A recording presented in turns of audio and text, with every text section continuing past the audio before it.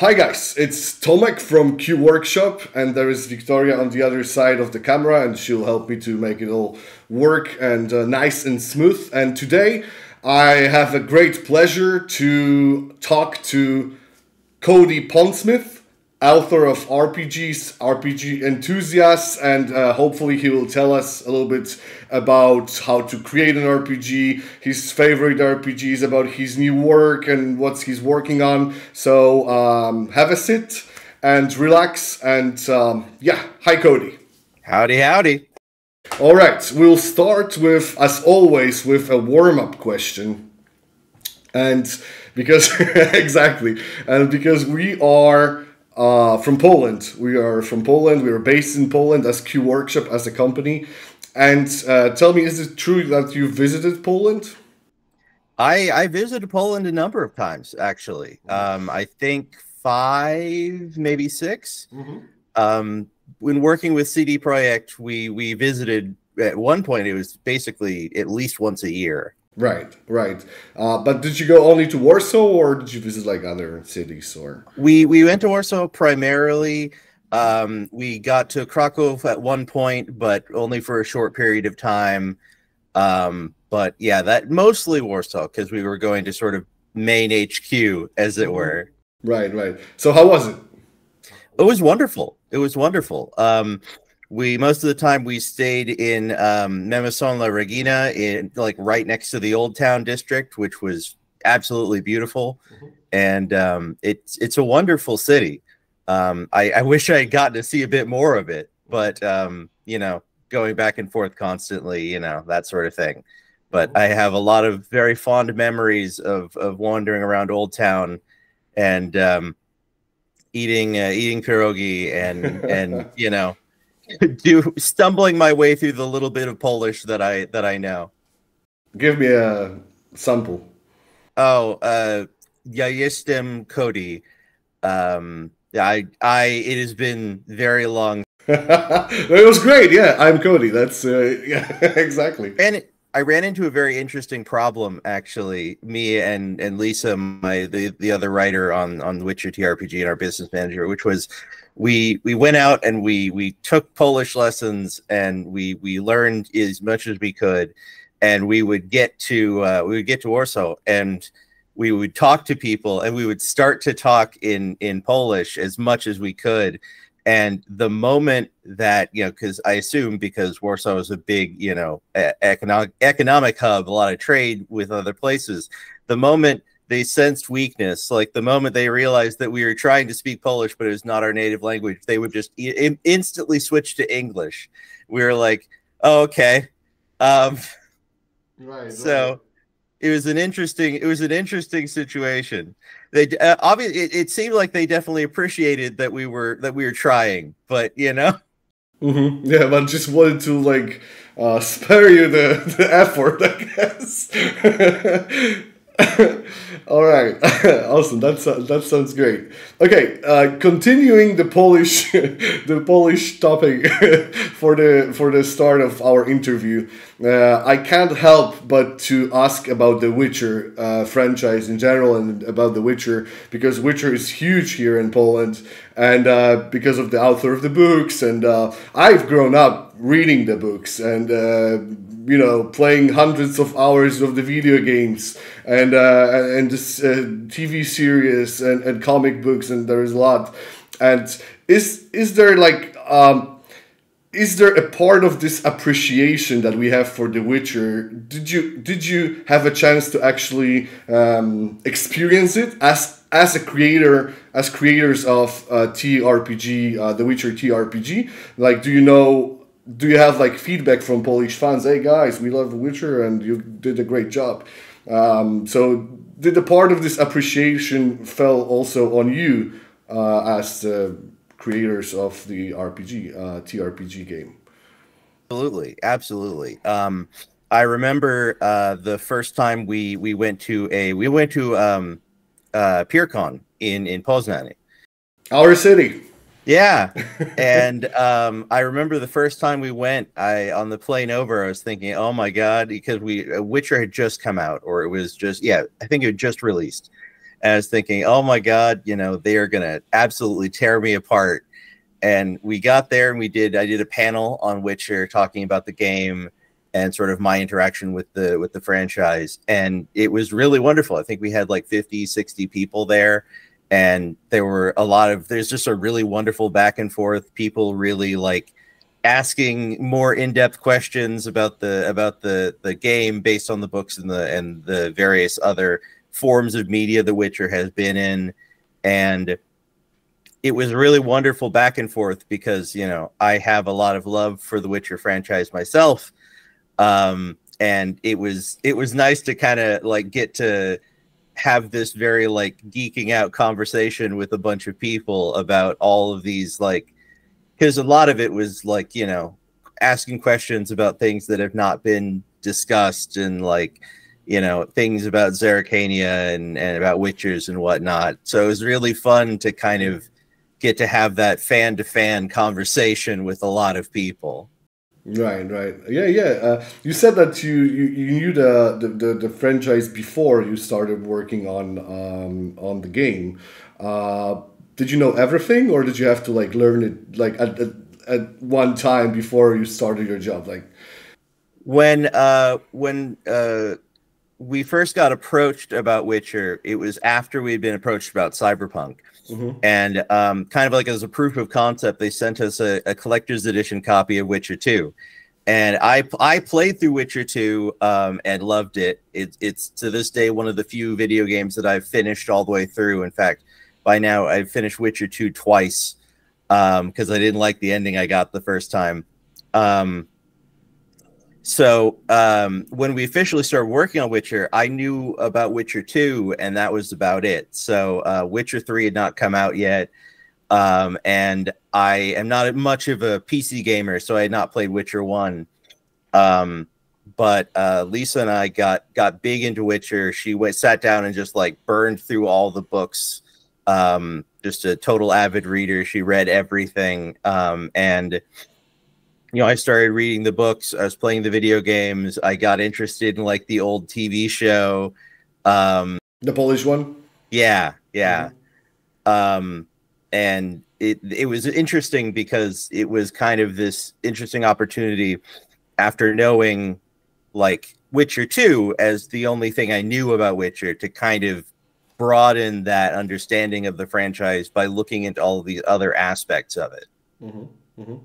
So you're saying that it wasn't like you wanted to do The Witcher; it was like more like presented to you, or like, hey guys, did you like? Would you like to look at this and like maybe do an RPG, like a Witcher RPG? Was it like that? We didn't initially know what The Witcher was, but like I said, they gave us this proof of concept that was Witcher 2. And I got like big into it. And then, you know, later they came to us and said, you know, hey, I know we're doing the video game for Cyberpunk. So we're looking for somebody to do a Witcher tRPG. And, you know, do you know anybody or are you interested?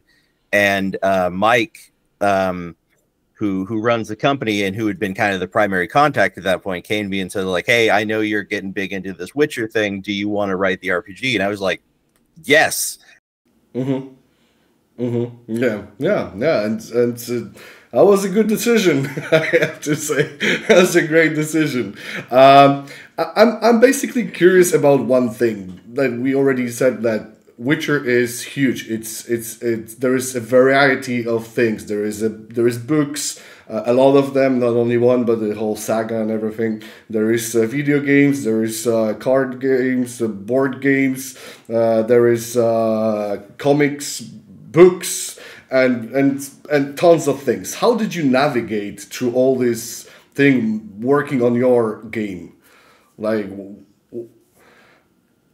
I could not have done it without the fantastic and gallant work of the people who maintain the Witcher Wikia. The interesting part about working on Witcher was that it is in so many places, and so many of those places have never talked to each other. So, you know, the people who were writing the old Witcher comic, of course, never really talked to the people who were doing the Witcher video games, who never really talked to the people who were doing, well, weren't collaborating with the people who were doing the new TV show compared to the people who did the Polish TV show, compared to the people who did, you know, the new Dark Horse comics, which are similar to the Witcher video games, but even they have their differences. So between Lisa and I aggregating everything we knew, and then the fans really coming together to aggregate everything they knew, it was an interesting challenge of kind of bringing everything together and sorting it all into one singular narrative. Because our goal was that we wanted to do something that could be almost like a glue for the Witcher franchise, something that could like go to all the different places as much as possible and bind them all together, so that it would be a very unified Witcher experience that kind of everybody could take part in, no matter what aspect of the Witcher they were familiar with. So, I mean, it was mostly a lot of like trying to reconcile, you know, lore inconsistencies between, you know, one franchise and another, and trying to, you know, weave storylines together, because we would hit, you know, things that Sapkowski wrote that were obviously like low-key setups for future plot lines that never quite got paid off on, or, you know, cliffhanger type things or offhanded references that were made in the books of the video games, that we were all trying to kind of like weave together to form one game. Was it like the biggest challenge during your work, or maybe was it like transferring the from Cyberpunk, totally different theme and universe, to Witcher, totally different thing and universe? So what was the biggest challenge from your point of view? Definitely the biggest technical challenge was changing the system, because, you know, they wanted us to work from Cyberpunk. So we started with the baseline of Cyberpunk. But, you know, Cyberpunk is a very different setting than Witcher. Like, a lot of the core themes are the same, but, you know, there's guns and there's cyberware and, you know, all this stuff. But, you know, I've always loved game design, so I kind of threw myself into that wholeheartedly. I would say that reconciling, you know, inconsistencies in lore was probably more taxing, but it was a big process to, you know, change the Cyberpunk system to fit Witcher. You know, I think we pretty much completely overhauled it into something almost entirely new, with critical injuries and a magic system and, you know, crafting and all of these different things that I felt really needed to be there for it to feel like a Witcher game. No. Yeah, and it came out really nice and like fitting the theme, basically, because I guess this is like the most important part. Tell me, because when we already started to talk, you already started to talk about Cyberpunk, and with Cyberpunk, I have a little bit different question from the other point of view, because like it's your original universe and story and everything, but it also exists in many different media. There is animation, TV show. There is like there is of course a game. There is a video game also made by CD Projekt Red. There is comic books, really great ones. So my question is, how do you manage to maintain consistency and, like, let's say, the canon of the universe? Is there like a special team only doing that part, or you don't care, maybe, because that's also possible? What's your approach? We care a lot at Our Tell Story, and we try as much as possible to keep a singular canon, because it just helps everything not get kind of mixed up. We are, surprisingly, we are actually a very small company. Basically, our Cyberpunk team consists of about 3 people who are doing all of the Cyberpunk stuff. But they are in like pretty much constant contact with CD Projekt to talk about, you know, making sure that everything meshes together. You know, in the past, Mike has done just like countless meetings with CDPR where they talk about like what's happening outside of Night City. And Jay Gray, who runs the Cyberpunk line at the moment, has had just a billion email conversations back and forth about what does work and what doesn't work and what needs to change and how we're going to reconcile two like plot points that happen in two different franchise, you know, zones.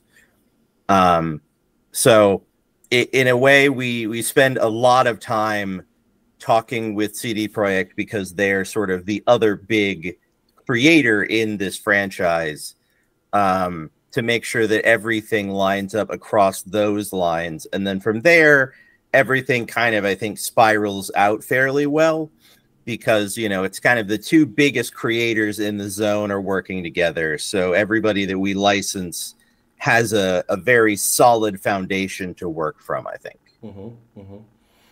Yeah, and of course I have to add, because I forgot to add that we are also partly a part of this, you know, we have like Witcher's dice, we have Cyberpunk dice, so we are also like one of the medias I was talking about. just like a little personal insight to our little interview here. All right, but I couldn't resist like having you here, RPG designer and basically like games designer. I would like to ask you a little bit about the designing process in general. What's because there are different approaches if you talk to different people. What's your approach to the most exciting part of this job? Like, is it like creating words and like populating words with characters, events, history, or is it more the mechanical, like the rule set part of that job that excites you most? And what's the biggest challenge? Because there is also different approaches to that. So for me, interestingly enough, though I am a big story role player, you know, I love telling stories. I tend to run more role play heavy games, but the most exciting part for me is always the system, because the system is the skeleton of the game, and it will always inform how the game feels. So if you want a game to feel a very specific way, you have to tweak the system to make it feel that way. So I enjoy system creation a lot because in a way it's like the first step to world building is deciding like, okay, how dangerous are the weapons? You know, how many average strikes with an average weapon will kill an average person? That question right there determines so much about your world. You know, is it like Cyberpunk where an average shot with an average weapon can, you know, kill you outright if they get the right, you know, location? You know, is it more like an average strike with an average weapon will knock you down a little bit, but it's more of a kind of back and forth? And, you know, building in things like magic systems and crafting systems and social combat systems all inform the type of experience that you're going to have. I really like system because it is my way of helping people who play the game to have a good experience. You know, I can lay down the track that they then build up on top of. And it's really satisfying to do that when it works well, because, you know, I know that the work I'm doing there is really kind of going into everybody's table so that everybody can have a good time and have the right feeling for the RPG. Maybe it wasn't the case with Cyberpunk or with The Witcher, which already have large universes in the history and is already there. But we'll talk about your new game, and bearing that in mind, is it like when you create a game or when you create where you do something with a new thing, is it like you have the mechanics in your head first, or is it like you think about the world itself and then how to match the mechanics with the world? Because there's also different approaches with different designers. Some of them have like a sketch of mechanics and nothing else. and then everything else comes later, or the other way around? I generally go for, if it's like completely new, I go for world setting first, because to do the system, unless you have a really cool system idea, you need something to match. So for the project that I'm currently working on, Shadow Scar, I've been working on that setting for over a decade at this point. Just building up like what the worlds are like and what the game should feel like. Because you need that kind of foundation of like, okay, this is what we need to match. So it's always good to spend a lot of time on like, what is this world like? What are the players going to experience? And kind of how are they going to interact with the world, and what the world is going to react with, so that you can then build the system and get the groundwork. And then once you've done those two things, you can just start building up here and there, adding things, changing things if necessary. Kind of those two steps, figuring out the basics of the world and then the basics of the system, form the groundwork for everything else. Mm-hmm.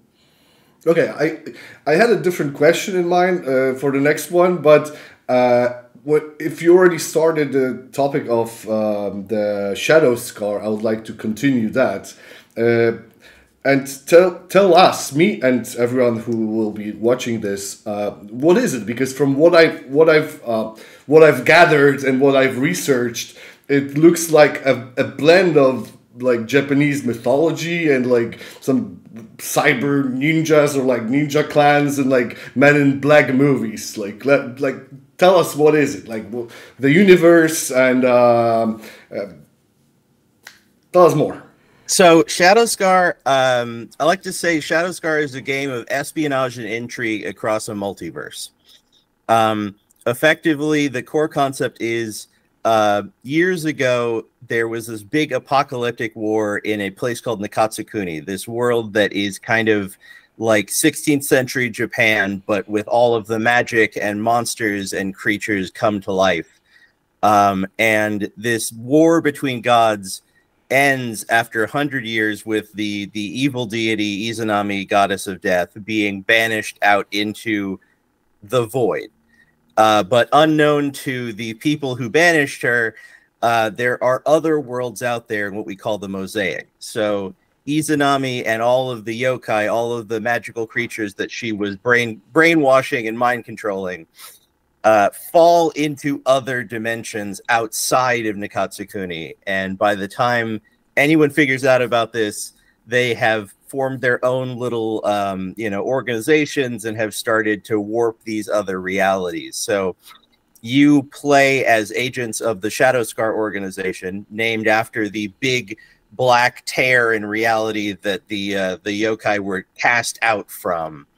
You are trained by shinobi clans, and you go out into these other worlds to hunt down these yokai and stop their evil plans, basically, and hunt them down, while other agents are searching the multiverse, the mosaic, for Izanami before she can return and start this whole apocalypse up again.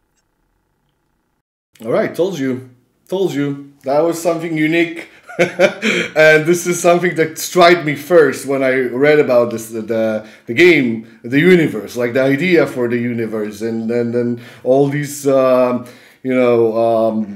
mythological things, and how like where did the idea come from? Like, did you make some like very in-depth research into like Japanese mythology, or is it just is it just only like the layer, like the top layer, and then there is more like below? How did you come up with this idea? So did initially, you go to Japan and then like say, okay? Unfortunately, I have not had the opportunity, but originally, this game has iterated many times, because I came up with the original concept when I was like 11, something like 19 years ago. And it has changed over time, over and over again, until it has become what it is now. But I spent a lot of time in high school researching Japanese culture and Japanese mythology. because I was very fascinated with it. I took 3 years of Japanese language classes in high school. And in the more recent era, as I have begun to kind of shape it into what it will finally be, I have gone out of my way to kind of dive into the mythos as I can. I actually sat down and got a translation of the Kojiki, which is sort of it's one of the origin stories of Japan with the creation myth and everything. I sat down and read through the Kojiki, and I would just take notes on, like, you know, this is what happens here, this is what would happen in Shadow Scar, you know, this is where it would change, and this is why it would change, and this is what that change would do. And, you know, I went through the entirety of the Kojiki, at least the first section that talks about the creation myth, and just kind of went, you know, page by page, going through, like, okay, you know, this is how this has to happen to kind of still make sense. And we're going to change this, but we're going to change it in a way that, you know, within our cosmology would make a decent amount of sense, you know? No. Yeah, it all sounds really, really interesting and very unique. But I'm also curious about the mosaic system, like the mechanics of the game. There's not too much information around, but basically it looks really like straightforward. Does that mean that it will be a beginners friendly system, like something that you can bring for the first session ever, or not? The goal is to make it as beginner friendly as possible while still keeping a layer of complexity. You know, I would compare its complexity to probably a little simpler than D&D 5th edition, but definitely more complicated than you might find in a Powered by the Apocalypse game like Monster Heart, or not Monster Heart, Monster of the Week. It is designed to be very beginner friendly. It is very straightforward. You know, you're using a dice pool. We're looking for successes. That is the fundamental basic of everything. Really, I went out of my way as much as possible to keep it simple, because I want this to be very beginner friendly. Good. All right. What's the future? Like, what's the plan for the release and for the future of the game, and for informing people about the game, and basically like making all the, you know, vibe and everything about and around the game? What the future brings? So I can't say anything about dates. Because that is just a rule for Telsorian. We don't say dates. Anything could happen, and it has sometimes. But our plan is to kind of ramp people into it, as it were. We are releasing one of our easy modes, so it's a short, you know, just a little booklet that is free and free for download, that has an adventure, some pre-generated characters, and the basic system, so you can pick that up for free and play a little bit and kind of feel out how you feel about the game. Then a little bit further on, towards the end of the year, we're looking at putting out a starter set, one of our jumpstart kits similar to the one for Cyberpunk, which will have 5 adventures that you can play through with pre-generated characters, with character advancement and everything, as well as a lore book that'll give you a little bit more information, and a system book which contains everything you need to run the game. And then finally, towards the very end of the year, we're looking at releasing core book, along with a few extras to go along with it. Core book having absolutely everything you need to play the game. It has character creation, it has all the core system, it has a big lore chapter, and it also has a game master's guide for how to run the game, and a bestiary that includes currently 40 threats, 30 of the yokai, and then 10 sort of like human and animal threats. Really designed to be everything you need to play the game, and then we'll build up on that as we go. Yeah, thank you for feeding my curiosity. Absolutely. Stand you cannot say too much, but it was enough, I guess, for now. All right. We already started talking a little bit. I don't know if you would like to add something about the Shadow Scar. You can do it now because I would like to move forward. I'm terrible about this. I don't know what can you say, so I don't want to ask too many questions because then they'll be like, "Oh, I cannot say that. I cannot say that." So I'd rather let you talk. I should probably stop now. I could talk about this forever, but I might get in trouble. Yeah. Might say something I shouldn't. All right, understandable. Okay, so let me go farther and ask another question. We already talked a little bit about you as a designer and what you prefer, mechanics versus atmosphere and like word design and creation. And is it the same when you actually not design but play the game? Is it like you're more of a heavy atmosphere gamer or like a GM, or you are very into like rules fidelity and checking if everything is played well and right? And another question: is it possible to combine those two things to have a very memorable, very atmospheric and climactic RPG session, and at the same time very rules related and played well in terms of like rule set and the mechanics? What do you think? So as a GM, I'm almost the opposite. I prefer lighter systems. Because my focus in GMing is always on the story. I want to get together with friends and I want to tell a story and I want to, be able to have them, do wild and crazy things and, have those memorable moments more than I'm really, absolutely like set on the system being hyper, adhered to.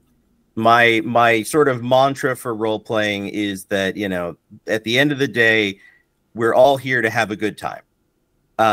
So if at any point me or my players are not having a good time, then we're not successfully role playing. Like the goal is for everybody to have a good time. It's a hobby, so I have definitely, gone very much more rules light or ignored rules in a game because they were absolutely, killing the fun for me and my players. That being said, you absolutely can have a very memorable session and still play absolutely rules as written. I think it just depends on the system and it depends on the group because, what the system is there to do is to adjudicate. The system is there to say like, okay, we're moving away from, playing pretend or whatever, I decide what happens to, okay, there are hard rules for what does and doesn't happen.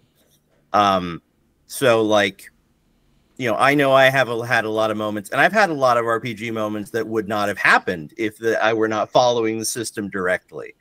I've had a lot of moments where something completely unexpected happens because of the roll of a die or how a rule interacts with something or, something like that. I had a moment most recently, where I was running a Marvel multiverse role-playing game.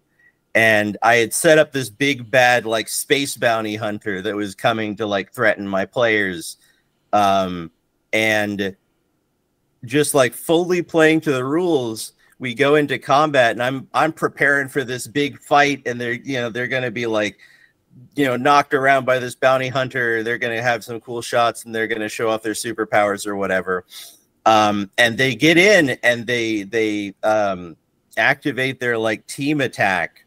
And one of them like throws down a portal under the bounty hunter and like teleports them up into the air, and the other one like zaps them with lightning, and then one of them like ground stomps them into the ground, and the other, you know, from like a distance shoots them with their rifle, and like they absolutely wiped the bounty hunter out in like one round. But everybody at my table was so incredibly hyped. They were just so excited about having done this like crazy team attack that I was like, okay, yeah, no, you know what? Yeah, that works. Mm-hmm. Mm-hmm. Mm-hmm. It's very interesting what you're saying, that you are saying that, because your job is basically making rules, mostly, I guess. And when you're saying that you would sacrifice like rules correctness for like unforgettable atmosphere and everything, that's really interesting. And yeah, all right. As I see it, the rules are there to facilitate you having those unforgettable moments. Mm-hmm. So, you know, if they don't do that, then it is okay to leave them by the wayside, because the goal is to have those moments. Mm-hmm. Mm-hmm.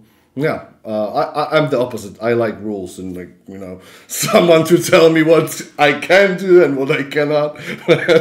Basically, yeah. All right. Okay.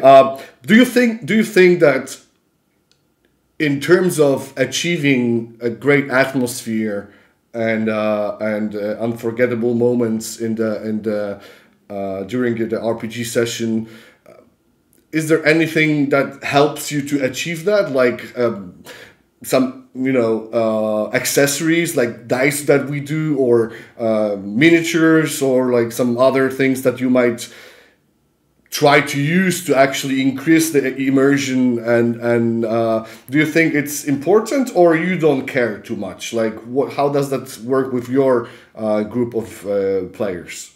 I think it's very important. For instance, you know, most of my players are heavy character role players, so they get very into their character. Mm-hmm. To the point where they buy custom, or not custom, but they like spend hours looking for sets of dice specifically for that character.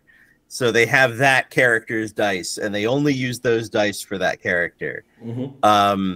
And you know, I pretty much always use a musical backing for my games. So I just have like YouTube up on my phone or on my laptop or something, playing appropriate music for the setting, because it really like just bumps up the excitement of the setting by a lot. When I can, I use miniatures, just because, I mean, miniatures I almost see as like more. It's useful for keeping track of everything, because theater of the mind can get very chaotic. Mm-hmm.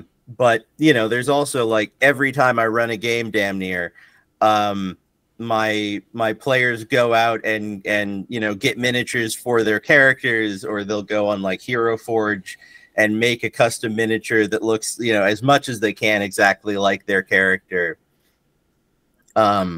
So I find that those accessories, while they can sometimes be very expensive, they are really worthwhile for kind of upping that immersion in the game, which, you know, once again just builds into the exciting part of role playing.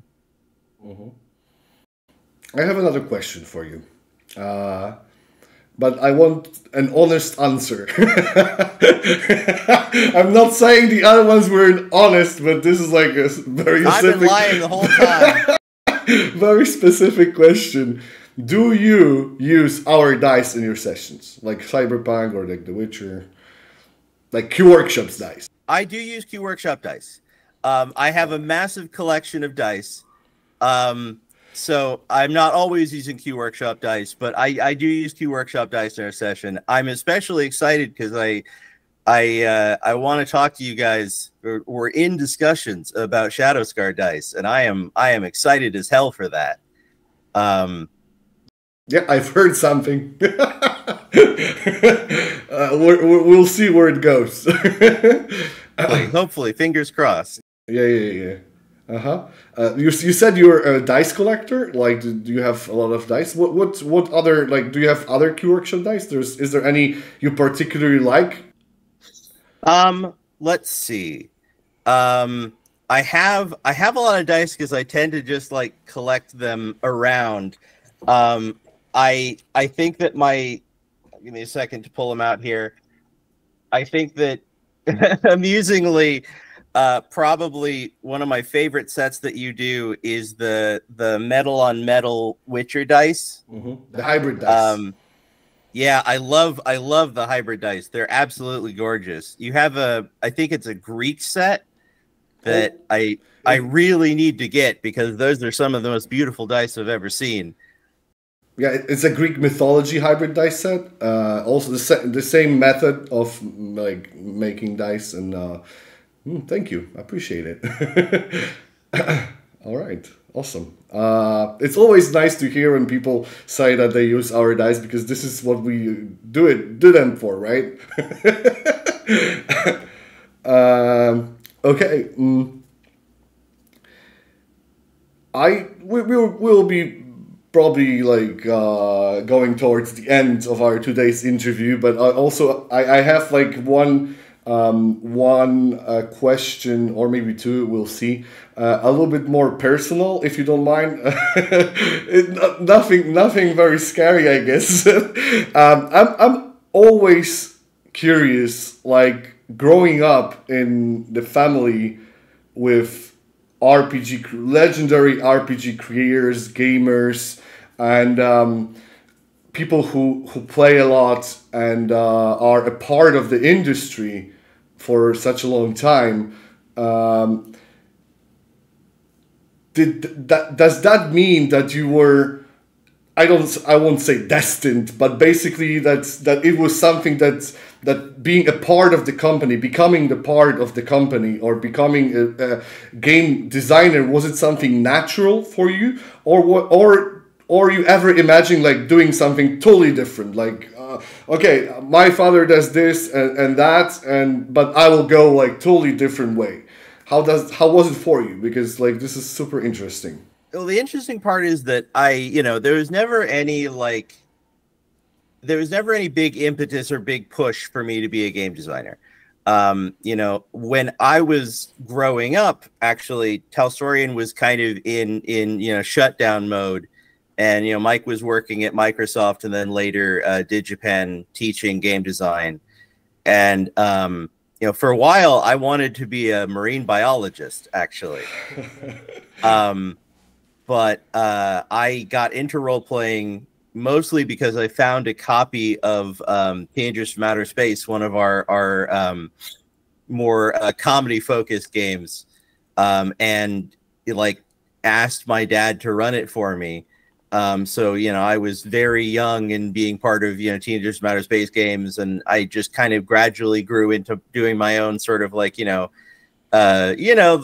like make believe, play pretend or whatever when I was younger, and that kind of evolved into an interest in role playing that then kind of just grew into game design. I say that I've been working on Shadow Scar since I was 11, but that's because Shadow Scar was kind of my first foray into actually game designing. I was like 11 or 12 and I really loved Naruto. And I was like, man, this would be great if this had a role-playing game, because at that point I was playing, I was playing Teenagers from Outer Space, and I think I had played a few games of Cyberpunk. And as Mike has said in the past, I think there's a moment for a lot of game designers where you just think like, man, I wish that X had a role-playing game, and no one's doing it, so you sit down and do it. And so that was kind of my weird like on ramp into RPG creation, was just like, I wish this had a role playing game, and then I start working on it, and then it evolves and evolves, and I kind of, through watching Mike and learning from the games that we'd already made, I kind of taught myself a lot of game design, just kind of because it was a thing I was very passionate about. Mm-hmm. Yes. I was curious about that part, because I always, I went totally different path than my parents did. So that was something that I was curious about. All right, tell me, is there, because we already talked about the future of Shadow Scar and about the system. As the last question in our today's interview, what the future brings for the company, for Artas Lorient Games? Your current franchises and Witcher, Cyberpunk, and maybe anything else? Well, at the moment, Witcher is kind of on hold because CDPR is doing Witcher 4. Oh, yes. And they are kind of doing a lot of changes to the setting. Not changes, they're building up the setting. And we feel that we can't really move forward until they have a very concrete idea of what they're doing. So unfortunately, Witcher is on hold for a bit. We are looking at how we can possibly do some content, maybe adventure books set in the pre-established timeline of Witcher 3, but we're still kind of figuring that out. Cyberpunk is rolling forward. And I know that we have some exciting things planned, but I'm not sure how much I can actually talk about them. We have some neat adventure content coming, I'll say that much. It'll look really silly if this has already been announced, but, you know, better safe than sorry. I know that Mike and Jay are working with CDPR very closely to build out the world, and that there is a lot of plans to use that knowledge to do a few very nice source books about the world itself. On the totally new front, besides Shadow Scar, we are launching the first in our line of what we call 5 by Infinity, which is a line of smaller, sort of like indie quote unquote books. These are weird little designs that we have at the company, or designs by indie creators that we really like and want to publish. Just kind of like, it's kind of a side of Talsorian that allows us to do all of the weird, exciting ideas that maybe wouldn't be an entire line, but would be fun to do 1 or 2 books for. The first of which being Fossilized Violence, which is a game about cavemen fighting dinosaurs, which is made by our wonderful James Hutt. It is an absolutely wild, like, it reminds me of Gendy Tartakovsky's Primal. It's very like, cavemen with big, spears hunting down stegosauruses and things like that.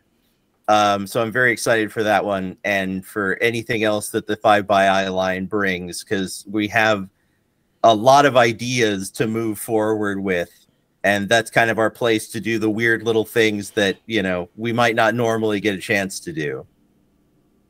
Mm-hmm. Do you know when is the release date for that one? Or can you say that already? Or I can't say directly, okay, but I believe it's 2024. So it's sometime this year. All right. Okay. Will there be more? Yeah, you said there will be more, but you didn't say if there'll be more this year. I can't say if there will be more this year. I had to try. Okay. Maybe there is, maybe there isn't. Okay, Cody. It was great talking to you and having you here and talking to you for a while. I guess we learned a lot of interesting things. Yes, I just wanted to say thank you. And if you would like to say something to your fans and Q Workshop fans and customers, that's your time. I just want to say I am honored that everyone out there who's playing Witcher tRPG and Cyberpunk are having good times. I'm honored for you guys to be playing our games, and I hope to bring you exciting new things as time goes on. It really means a lot that everybody out there are fans of our work, and I am truly blessed. All right. Okay, guys, and also, of course, as always, remember to follow us on Facebook and Instagram and everything else, and also subscribe to our YouTube channel, which is growing, so help us grow. And also for the Art Alsorian games as well, go to their social medias, and I guess you'll be up to date with everything what's new. And yeah, and have a great day or night or whatever is there for you. Thank you guys so much, and see you next time.